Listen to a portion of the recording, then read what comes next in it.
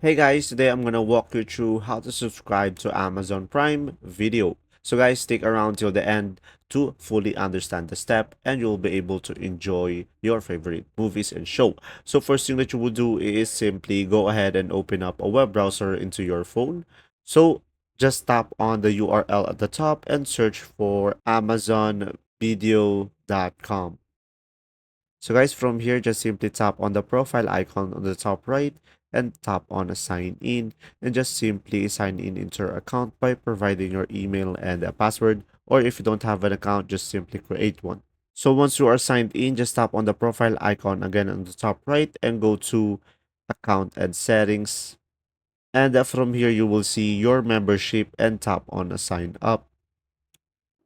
So guys, from here, if you have a digital wallet, just tap on add a digital wallet.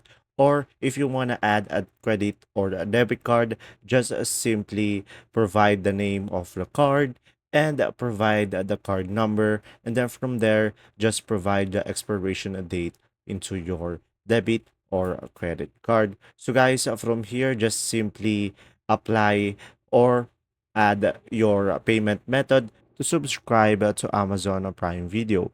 If this video was helpful, please like and subscribe, and thanks for watching.